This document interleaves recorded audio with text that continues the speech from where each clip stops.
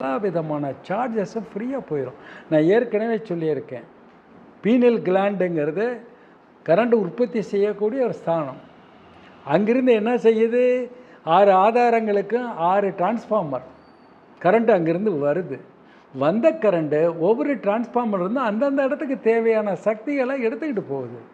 அந்த டிரான்ஸ்ஃபார்மரில் ஏதாவது ஒரு மிஸ்டேக்குன்னா அதை சரி பண்ணுற வேலையை தான் இப்போ நான் சொல்லித்தரது.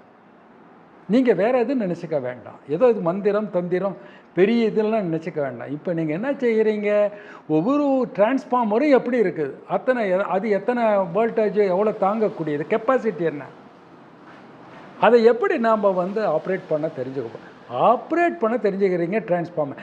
அப்போ தான் நாளைக்கு உங்களுக்கு அதில் ஒரு சின்ன மிஸ்டேக்கானால் கூட நீங்கள் அதை சரி பண்ணிக்க முடியும். இல்லாட்டினா யாரையாவது கூட்டிகிட்டு குருவை கூட்டிகிட்டு இல்லாட்டினா வேற யாரையா கூட்டிகிட்டு உட்கார வச்சு செட்டிங்கில் அவர் எழுப்பி விடுவார், அதை தூண்டி விடுவார். தூண்டுதல் நீங்களே அதை கற்றுக்கணுங்கிறதா என்னுடைய ஆர்வம். அதனால் நீங்கள் அதனுடைய மெக்கானிசத்தை தெரிஞ்சுக்கிறீங்க. என்ன தெரிஞ்சுக்கிறீங்க? மெக்கானிசம். இதுக்கெல்லாம் அந்த காலத்துலலாம் அது வேறு பயிற்சியே வேறு. ஒரு 5 வருஷம் 6 வருஷம் அந்த குருக்கிட்ட சிஷ்யன் இருந்து எல்லா பணிவிடைகளையும் செஞ்சு எல்லாம் பண்ணினா தான் இந்த மூலாதாரம்னா என்ன, அதனுடைய அச்சரம் என்ன, அது எங்கே இருக்குது, அதனுடைய அமைப்பு என்னங்கிறதே சொல்லுவாங்க. பட் நமக்கு அதுக்கெல்லாம் நோ டைம். நாம் சீக்கிரம், இது விஞ்ஞான யுகம், சீக்கிரம் கற்றுக்கணும், உடனே பலன் ஆச்சா. அதுக்கு நமக்கு இம்மீடியட்டாக கிடைக்கக்கூடிய விஷயங்கள் இது மெயினாக யார் கற்றுக்கணுன்னா இளைஞர்கள் இதை கற்றுக்கிறது ரொம்ப நல்லது. ஏன்னா எல்லாமே கண்ட்ரோல் சுவிட்சு அங்கே தான் இருக்குது. உங்களுடைய ஜெனட்டிக்கே அங்கே தான் உற்பத்தி ஆகுது. புரிஞ்சுக்கிட்டீங்களா?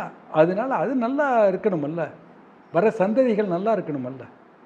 அதனால் அது மூலாதார சக்கரம் தான். அது நாத பிந்துன்னு சொல்லுவாங்க. அதை என்ன சொல்லுவாங்க, அந்த பையில் இருக்கக்கூடியது நாத பிந்து. சுக்கிலமும் ஸ்ரோனியமும் கலந்த ஒரு கலவை அங்கே வெள்ளையாக இருந்துகிட்ருக்கு. அதை தான் நம்ம எழுச்சி பெற செஞ்சு மேலே கொண்டுட்டு போகிறோம்.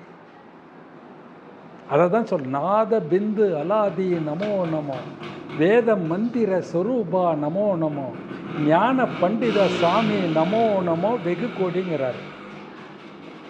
இந்த பிரபஞ்சத்தினுடைய தோற்றத்தை சொல்லறப்போ எப்படி சொல்கிறாங்கன்னா, பரம்பொருள் என்ன செய்கிறாரு, இந்த பிரபஞ்சத்தை படைக்கணும்னு நினைக்கிறாரு. மனசில் நினச்சிட்டு என்ன செய்கிறாரு, சிவனை படைக்கிறார். சிவன் என்ன செய்கிறாரு, பார்வதியை படைக்கிறார்.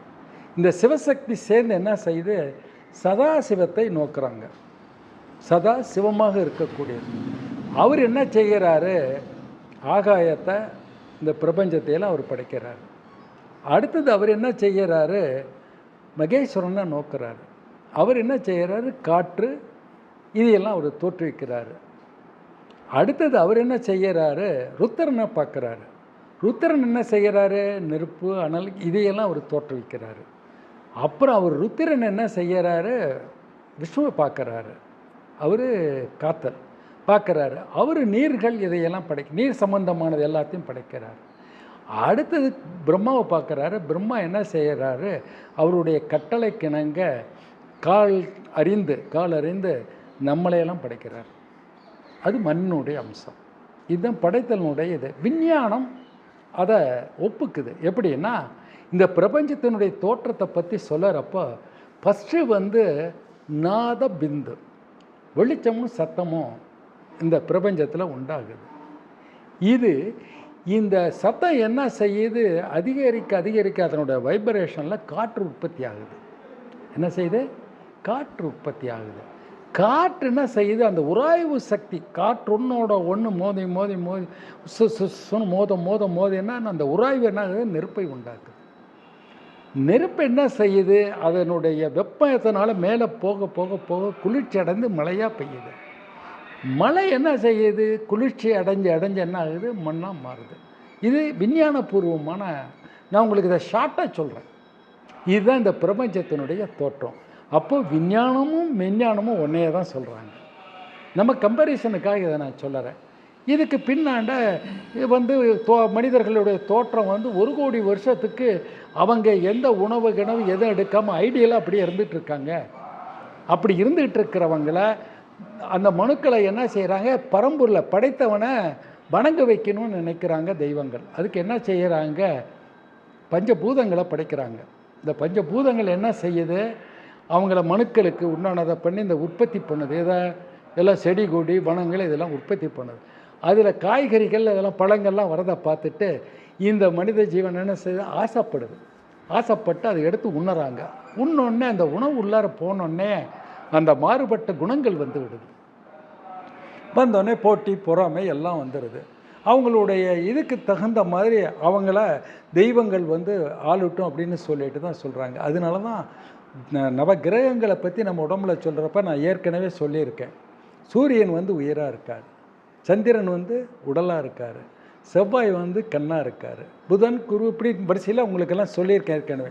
அந்த நவகிரகங்களுடைய அம்சங்கள் நம்ம உடம்புல எப்படி இருக்குது, பஞ்சபூதங்களுடைய அம்சங்கள் நம்மளோட உடம்புல எப்படி இருக்குது அப்படிங்கிறதெல்லாம் தெரிஞ்சுக்கிட்டால் தான் அது பின்னப்படுறப்போ அந்த தெய்வங்களுக்கு உண்டான ப்ரேயரை சொல்லி, ப்ரேயர் மீன்ஸு நீங்கள் ஒன்றும் மந்திரங்கள்லாம் இல்லை, அதுக்குண்டான எழுச்சி சொல்ல புரியுதா, சூட்சமம், அதை நம்ம உச்சரிக்கிறது மூலயமா அதை நாம் செம்மைப்படுத்தி சீராக்கிக்கலாம். புரியுதா? வேறு என்னங்க உங்களுக்கு இப்போ இதெல்லாம் நீங்கள் சொன்ன வகையில் நான் உங்களுக்கு ஒரு தெளிவான இதை கொடுத்துருக்கேன். ஃபஸ்ட்டு நீங்கள் இதை வந்து ப்ராக்டிஸ் பண்ணுங்கள், இந்த மூலாதார சக்கரத்தை ப்ராக்டிஸ் பண்ணுங்கள். ரெண்டாவது பஞ்சபூதங்களுடைய அம்சம் நம்ம உடம்பில் எப்படி இருக்குது, பூமியில் இருக்கிறதா நம்மகிட்ட இருக்குது. அண்டத்தில் உள்ளதை பிண்டத்தில் காணும். மண்ணுடைய அம்சமாக இருக்கிறோம், நீர் இரத்தத்தினுடைய அம்சமாக நம்ம உள்ளார இருக்குது. சொல்ல புரியுதா? நெருப்பு அதுதான் தேக ஆரோக்கியத்துக்கு நம்ம உயிராக இருக்கிறது. நெருப்பு தான் உயிராக இருக்குது. இந்த உள்ளார இந்த ஹீட் இல்லைன்னா, பாடி ஹீட் இல்லைன்னா, குளிர்ந்துக்குச்சுன்னா முடிஞ்சு போச்சு. என்னது முடிஞ்சு போச்சு. உயிர் சூரியன், சந்திரன் வந்து உடல், நெருப்பு வந்து என்னது அதுதான் மூச்சாகவும் பேச்சாகவும் இருக்கிறது.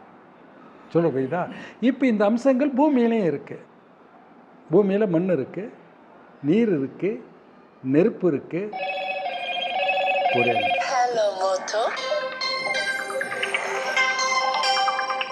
எல்லாமே நம்ம தேகத்தில் இருக்கிறது, அண்டத்தில் உள்ளது பிண்டத்திலையும் இருக்குது. இதுக்கு ஃபஸ்ட்டு இந்த பஞ்சபூதங்களுக்கு நம்ம வந்து நன்றி சொல்லணும். பஞ்சபூதங்களுக்கு நன்றி சொல்லணும். ஏன்னா அதுதான் நம்மளை இயக்கிக்கிட்டு இருக்கு. அப்போ அது சந்தோஷப்படுற மாதிரி நம்மளுடைய வசனங்கள் இருக்கணும். அதுதான் நம்மளுக்கு எல்லாமே. அதுக்கே எப்படி நன்றி சொல்கிறது, நீ அதுவாகிறாய். வேதங்கள் என்ன சொல்லுது, தத்வமசி அகம் பிரம்மாஸ்மி, உன்னுடைய அறிவே பிரம்மம் அப்படின்னு சொல்லுது. அப்போது நமக்குள்ளே இருக்கிறதையே அவனருளால் அவன்தால் வணங்கி, அவனருளால் அவன்தால் வணங்கி, அவன் அருளாலேயே அவன்தால் வணங்குறது தான் இப்போ நம்மளுடைய செயல்பாடு. நான் சொல்கிறது உங்களுக்கு புரியுதா? நமக்குள்ளே தான் அந்த பஞ்சபூதங்கள் இருக்குது. அந்த பஞ்சபூதம் அப்போ வணங்குறது யார், வணங்கப்படுவது எது? ஒரு கேள்வி வருதில்ல, வணங்குறது யார், வணங்கப்படுவது எது? உயிர் வணங்குது, ஆத்மா வணங்கப்படுவது. உயிர் வேறு, ஆத்மா வேறு. உயிர் இந்த தேகம், தேகத்தினுடைய உணர்வுகளாக இருக்கக்கூடியது. இந்த உணர்வுகளையும் இந்த தேகத்தையும் பார்வையாக பார்த்துட்டு இருக்கிறது தான் ஆத்மா. இந்த ஆத்மாவுக்கு பிறப்பு இல்லை, இறப்பு இல்லை, அதுக்கு அழிவும் கிடையாது. அழிவது எல்லாமே அது இந்த உயிர், இந்த தேகம்தான். அப்போது இந்த உயிர் வேறு, தேகம் வேறு, ஆத்மா வேறா அப்படின்னா உயிரோடு சேர்ந்து இருப்பது தேகம். அப்போது உயிர் போயிடுச்சுன்னு சொன்னால் என்ன அர்த்தம், போயிடுச்சு. ஆனால் இது எல்லாத்தையும் நான் அதுக்கு தான் என்ன சொல்கிறாரு, 3 நிலைகளுக்கும் நான் சாட்சியாக இருக்கிறேன்கிறார். விழிப்பு நிலை, கனவு நிலை, உறக்க நிலை. 3 நிலை தான் நமக்கு. இந்த 3 நிலைக்கு யார் சாட்சியாக இருக்கார், கடவுள் தான் சாட்சியாக இருக்கு, பரம்பொருள் தான் சாட்சியாக இருக்கார். அப்போது அவர் வேறு, நாம் வேறு. நான் சொல்கிறது புரிஞ்சுக்கிட்டீங்களா? எல்லாத்தையும் நீங்கள் கேட்குறது மட்டும் முக்கியம் இல்லை, இதில் உங்களுக்கு ஒரு தெளிவு வரணும். இதுக்காக உங்கள் நேரங்காலத்தையோ உங்களுடைய பொருள்களையோ எதையும் நீங்கள் துளிகூட செலவிட வேண்டாம். நான் என்ன சொல்கிறேன்னா, இதுக்காக நீங்கள் எதையும் உங்களுடைய நேர காலங்களை விரயம் பண்ண வேண்டாம். காலையில் ஒரு 5 மணி 6 மணி பல்லு விளக்குறோம், டிவி பார்க்குறோம், ஃப்ரெண்ட்ஸோடு உட்காந்து ஜாலியாக பேசிகிட்டு இருக்கோம், அதில் உங்களுடைய இந்த நற்சிந்தனைகளை கொண்டுட்டு போங்கன்னு தான் சொல்கிறேன். வேறு ஒன்றும் இல்லை. இதுக்காக நீங்கள் லீவ் போட்டுவிட்டு வீட்டில் உட்காந்துட்ருங்கன்னு சொல்லலை. இதுக்காக ஒரு 1000 2000 செலவு பண்ணிக்கிட்டு எங்கேயா போய் மலங்காட்டு மேலே உட்காந்துக்கிட்டு பண்ணுங்கன்னு நான் சொல்லலை. நீங்கள் இதுக்காக பொருள் சேதமோ கால விரயமோ எதுவும் செய்ய வேண்டாம். அது நேரம் வர்றப்போ நீங்களே அதுக்கு உண்டான காலத்தை எடுத்துக்குவீங்க. ஏன்னா உண்ணும் போதும் அதுவே ஆகும், உறங்கும் போதும் அதுவே ஆகும் என்னும் எண்ணங்கள் ஒரு எண்ணம் என்றது கூட உங்களுக்கு நேரம் வேணும். பஸ்ஸில் போயிட்டுருக்கீங்க அப்போ நினைங்க, தூங்குறீங்க ஒரு 5 நிமிஷம் இடது பக்கம் வந்துருச்சு படுத்து சிவாய நமன்னு சொல்லுங்கள், சிவாய நம அச்சரங்களை சொல்லுங்கள். 5 இடத்த ஸ்தானத்தை நீங்கள் மனக்கண்ணில் கொண்டுட்டு வாங்க. அதை எழுச்சி பெற செய்யுங்க. கண்ணில் ஒளி, முகத்தில் வசீகரம், தேஜஸ் எல்லாம் கொடுத்து அருள் புரிய வேணும்னு அவருடைய நாமத்தை ஜபம் பண்ணுங்க. நாமத்தில் உங்களை நீங்களே வணங்குகிறீர்கள். உங்களை நீங்களே அவன் அருளால் அவன்தால் வணங்கி உங்களுக்குள்ளே இருக்கக்கூடிய அந்த பரம்பொருளுடைய அம்சமாக இருக்கக்கூடியவற்றை நீங்கள் வணங்குறீங்க. ஏன்னா அவர் வேறு, உயிர் வேறு. இந்த தேகம் வேறு, உள்ளே இருக்க சூட்சம தேகம் வேறு. சூட்சம தேகம்தான் அவனுடைய தேகம், ஒளியாக இருக்கக்கூடிய. இந்த தேகத்தை நீங்கள் பார்க்கலாமா? பார்க்கலாம். அதுக்குண்டான முயற்சிகள் செஞ்சீங்கன்னா பார்க்கலாம். ஏன்னா அது வெளியேறது உள்ளே வர்றதுனால உங்களுக்கு எந்த பாதிப்பும் இல்லை. அப்போது அந்த தவத்தினுடைய உச்ச நிலையாகிய சமாதி நிலைக்கு போயிடுவீங்க. எந்த நிலைக்கு போயிடுவீங்க? சமாதின்னு. சமாதின்னு ஏன் சொல்கிறாங்க? உங்களுடைய இயக்கங்கள் அப்போ எதுவுமே இருக்காது. அப்போ நீங்கள் அந்த ஆத்மாவை நீங்கள் பார்க்கலாம். சமாதி நிலை என்பது இந்த உயிரும் உடம்பும் சமம் போல் இருப்பது. சரியை கிரியை யோகம் ஞான மார்க்கத்துக்கு, ஞானத்தினுடைய கடைசி நிலைக்கு போயிருவீங்க. இப்போது ஔவையாரோட பாடல் ஒன்று, அதை சொல்கிறேன்.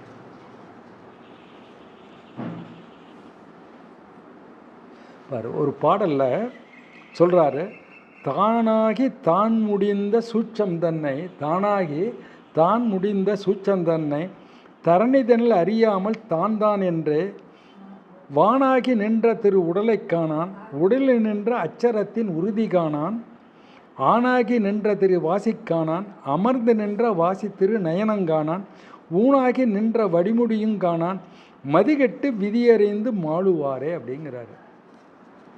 நாம் என்ன பண்ணிகிட்ருக்கோம்? இந்த படைப்பினுடைய ரகசியத்தை தெரியாமல், சுருக்கமாக உங்களுக்கு தெரியாமல், தானாகி தான் முடித்த சுச்சம் தானே அவர் தான் நமக்குள்ளே இருக்கார். அது நம்ம அறியலை. அறியாமல் நாம் ஏதோ ஒரு வேறு உலகத்திலிருந்து வந்த மாதிரி நினச்சது கிடையாது. அதை தான் வேதம் சொல்லுது, தத்வமசி நீ அதுவாகிறாய். அப்போது பரம்பொருள் நம்முள் இருக்கார். அதை அந்த உண்மையை நீங்கள் உணர்ந்துக்கிட்டீங்கன்னாவே போதும்.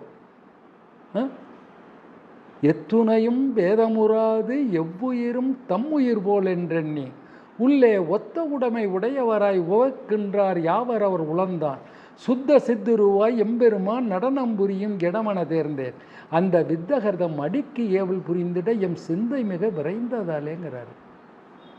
அப்படி நீங்கள் எத்துணையும் பேதமுறாது இருந்தீங்கன்னா அவரே குருவாய் வந்துடுறாரு. உங்களுக்கு எல்லாமே அவர் சொல்லி கொடுத்துட்றாரு.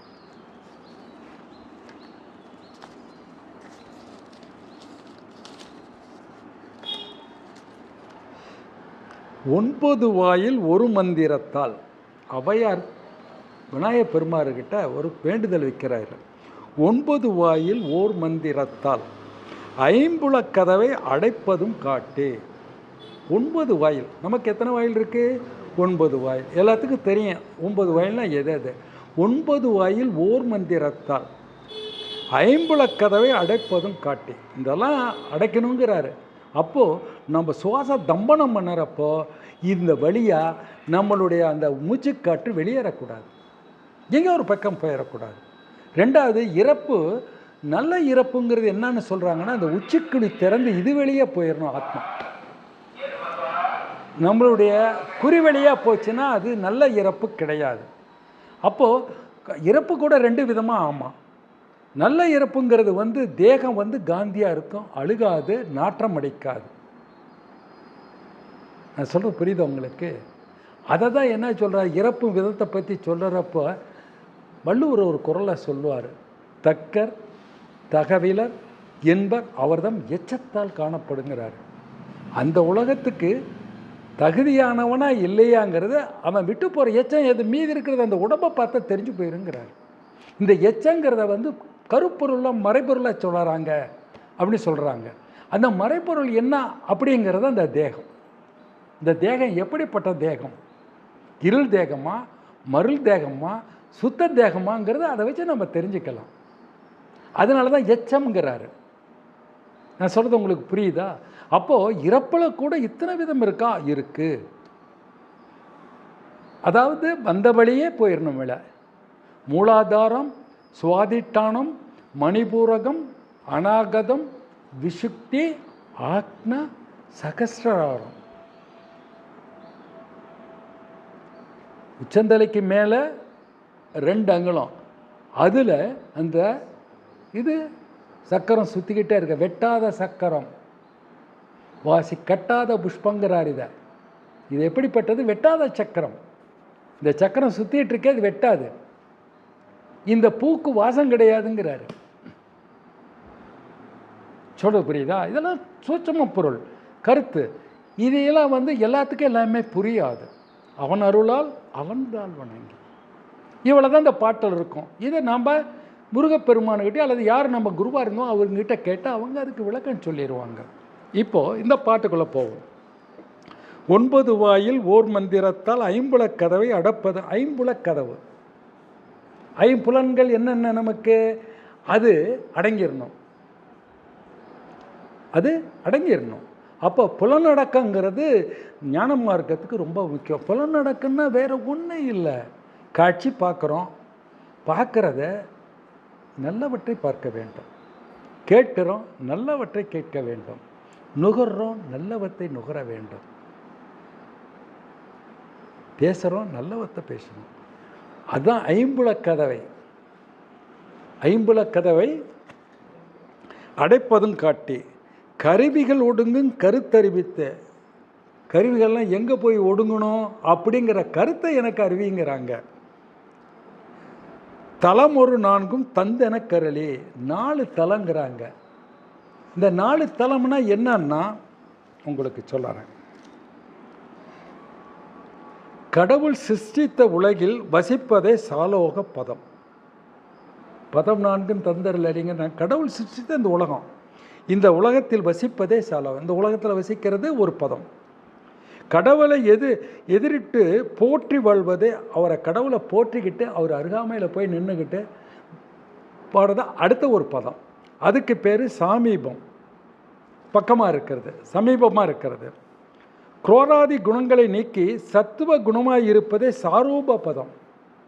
இந்த மாதிரி குணங்களை எல்லாம் விட்டுட்டோமா அது சாரூப நிலைன்னா அமைதியான நிலை, மௌன தீட்சை. சாரூப பதம். ஆத்ம விசாரணை செய்து கடவுளோட 2 கூடி நீ வேறு எனாது இருக்க நான் வேறு, அது சாயுச்ச நிலை. 2 கலத்தல். அதுக்கு என்ன அவங்க இதை என்ன சொல்கிறாங்க? பதம் 4 தந்தென கருளி இடைப்பிங்களையின் எழுத்தறிவித்து. இடப்பிங்களையின் எழுத்தை அறிவித்துங்கிறாங்க. இடைகளைன்னா அதுக்கு என்ன எழுத்து, பிங்களைன்னா அதுக்கு என்ன எழுத்து அப்படிங்கிறத எனக்கு அறிவிங்கிறாங்க. அப்போ இடப்பிங்களையும் எழுத்துங்கிறது எது? ஆ ஓ. ஏன் அதை எழுத்தறிவித்தேங்கிறாங்க? எழுத்தறிவித்தவன் இறைவனாகும். எழுத்தறிவித்தவன் இறைவனாகும். ஏன் அது மறைபொருள், அது மறைபொருள். நம்ம சாதாரணமாக சொல்லிடுறோம், ஆ ஊமான்னு சொல்லிட்டு போயிடுறோம். பட் அப்போல்லாம் கிடையாது. இந்த மாதிரி சொல்கிறதுக்கு யாரும் கிடையாது, சொல்லவும் மாட்டாங்க. எழுத்தறிவித்தே கேட்குறாங்க. எனக்கு அந்த எழுத்து இடப்பிங்களையும் எழுத்து எனக்கு அறிவி சொல்லிக் கொடு அப்படின்னா அதுக்குள்ள ஒரு சூட்சமாக இருக்குது. ஆன்மை சொல்கிறதுனால, அதாவது சிவாய நம்ம வேணா சிந்திப்போருக்கு அபாயம் ஒரு காலம் இல்லைன்னு எல்லாருக்கும் நீங்களும் தான் சொல்லலாம். அப்போது சிவாய நம்ம வேணா சிந்திப்பதுங்கிறது என்ன? அப்போ அதில் உள்ள இருக்க சூட்சமத்தை நமக்கு சொல்லித்தரணும். அவர் தான் குரு, அதை அறிந்தவன் தான் குரு. அப்போது உங்களுக்கு அந்த நுட்பத்தை சொல்லிக் கொடுத்து உங்களை உணர வைக்க வேண்டும். அதை நீங்கள் உணரணும், உணர வைக்கணும். அவன்தான் சரியான குரு. சும்மா அப்படியே வாயில் சிவாய நம்ம வேணா சிந்திப்போருக்கு அபாயம் ஒரு காலம் இல்லை அப்படியே அப்பா என்னென்னமோ சொல்லித்தர்றார். அது நோ யூஸ். எல்லாருமே படிக்கலாம், எல்லாருமே சொல்லலாம். ஆனால் அந்த சிவாய சீனா என்ன, வானா என்ன, யானா என்ன, அங்கே என்ன இருக்குது, அதை உங்கள் மனக்கண்ணில் கொண்டு வந்து காட்டணும். அதை உங்களை உணர வைக்கணும். புரியுதா? அதுதான் முக்கியம். அதுதான் விநாயகர்கிட்ட என்ன கேட்குறாரு, இடபிங்களையின் எழுத்தறிவித்து கடையில் சுழுமுனை கபாலம் காட்டி, கடையில் சுழுமுனை கபாலம் காட்டி. சுழுமுனை எங்கே இருக்குது? கபாலத்தில் இருக்குன்னு சொல்கிறாங்க. சுழுமுனை எங்கே இருக்குன்னு சொல்கிறாங்க? கபாலத்தில் இருக்குது. அது எங்கே இருக்குது? அதான் மூன்றாவது கண்ணு நம்ம சொல்லிகிட்டு இருக்கோமல்ல, அது. இதை கொண்டு போய், இந்த மூலாதார சக்தியை கொண்டு போய் அந்த சக்தி சிவனோட சேர்ந்துச்சுன்னா அங்கே நமக்கு மோட்சம். முத்திங்கிறது வேறு ஒன்றும் இல்லை. இடகலை, பிங்களை, சுழுமுனை மூன்றும் தீயா சொல்லுறாங்க. ஏன்னா உடம்புக்கு தேவையான வெப்பமெல்லாம் அதிலிருந்து தான் கிடைக்குது. அதனால அது முத்தி. இந்த முத்தி கிடைக்கிறதுனா என்ன அர்த்தம்னா, இந்த மூணு ஒன்றா சேர்ந்து மேலே ஏறிடுச்சுன்னா உங்களுக்கு இறப்பு இல்லை. இறப்பில்லா நிலைன்னா என்ன அர்த்தம்? பிறப்பு இல்லை, வேறு ஒன்றும் இல்லை. அவன் முத்தி அடைஞ்சிட்டாயான்னா இதுதான் அர்த்தம். இந்த மூணும் போய் இங்கே சேர்ந்துடணும். சுழுமுனை நாடி வெளியே மேலே போய் சேரணும். அதுதான் முத்தின்னு சொல்கிறாங்க. அதை இதுலேயும் கொடுத்துருக்காங்க. முத்தின்னா என்னன்னு கொடுத்துருக்காங்க. குண்டலி அதனில் கூடிய வசபை. நான் அவங்களுக்கு வசபைனா என்ன, அஜபா அதான் வசபைன்னு சொல்கிறாங்க. அஜபா தான் வசபை. சோஹம், ஹம் ரேசகம், பூரகம் நம்மே கும்பம். ரேஷகம், பூரகம், கும்பம். இதை அந்த ஒளி அலைகளால் மட்டும் நாம் கேட்கணும். சுவாசத்தை மூச்சு காற்று என்பது ஒளி. அதை தான் அஜபா காயத்ரின்னு சொல்கிறாங்க. நீங்கள் அந்த சவுண்டை கேட்கணும், அந்த சவுண்டை கேட்கணும். எப்படி விண்வெளியில் காற்று உற்பத்தி ஆனோன்னே அந்த சவுண்டு ஒன்றோட ஒன்று மோதி நெருப்பு உண்டாகுச்சோ, அந்த மாதிரி தான் இது ஒன்றோட ஒன்று உரசி உள்ளார தேகத்துக்கு தேவையான வெப்பத்தை கொடுக்குது. அண்டத்தில் உள்ளதை பிண்டத்தில் காணும். உங்களுக்கு என்ன சொன்னேன், ஃபஸ்ட்டு சதாசிவம் தோன்றார்.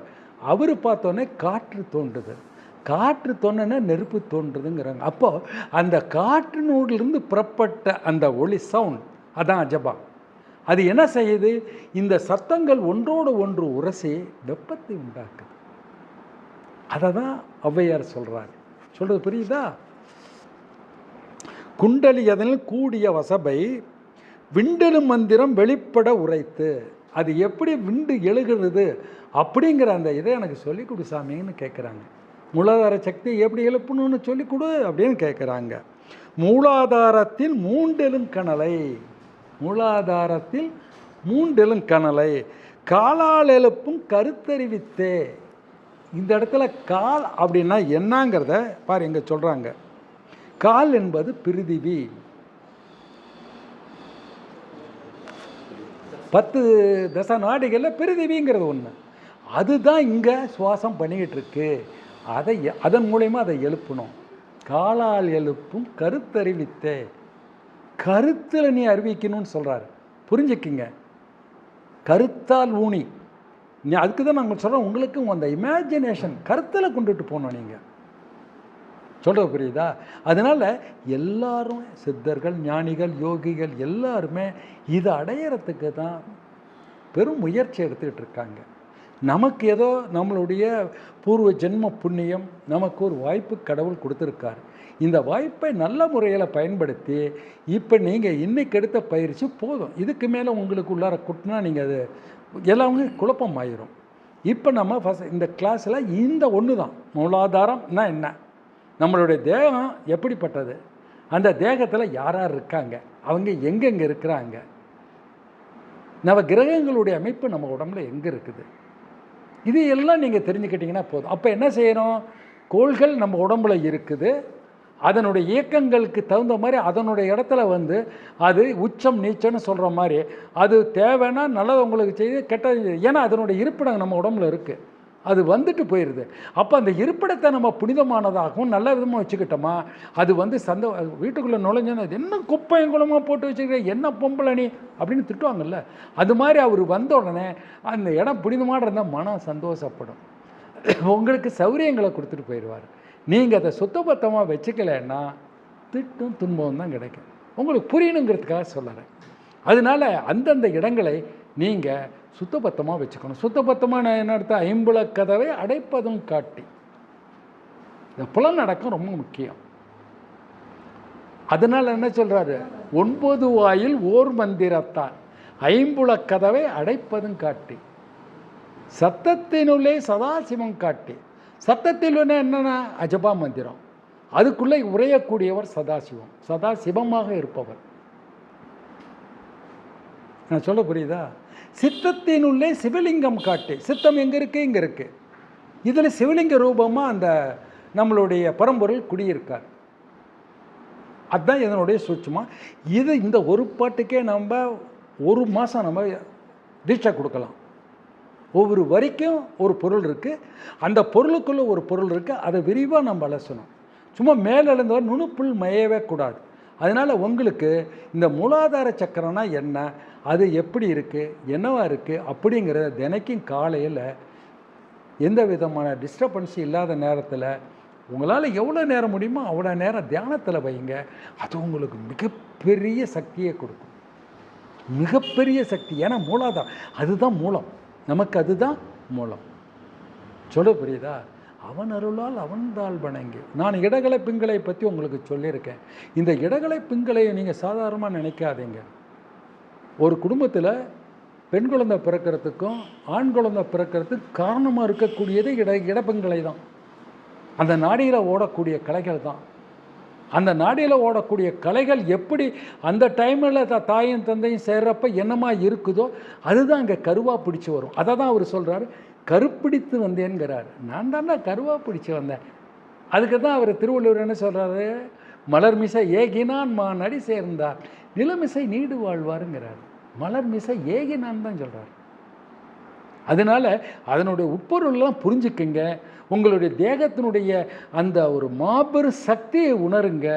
உங்களுக்குள்ளே இருக்கக்கூடிய அந்த மாபெரும் பரம்பொருளினுடைய அம்சத்தை புரிந்து கொள்ளுங்க. எல்லாமே நீங்கள் தான். அண்டத்தில் உள்ளது பிண்டத்தில் காணும். அண்டத்தில் என்ன இருக்கோ அதுதான் உங்கள் பிண்டத்தில் இருக்குது. இதை நீங்கள் புரிஞ்சு அதை நல்வழிப்படுத்தி உங்களை செம்மைப்படுத்தி கொள்வதற்குண்டான முயற்சிகள் அனைத்தும் செய்யுங்க. வாழ்க்கை வளமுடன் இருக்கும், நல்லா இருக்கும், நம்மளுடைய சந்ததிகளும் நல்லா இருப்பாங்க அப்படின்னு சொல்லி நான் இந்த என்னுடைய உரை என்று முடித்துக்கொள்கிறேன். ஓகேவா? நன்றி. ஓகே சார், நீங்கள் முடிவுரை சொல்லிடுங்க. எல்லாம்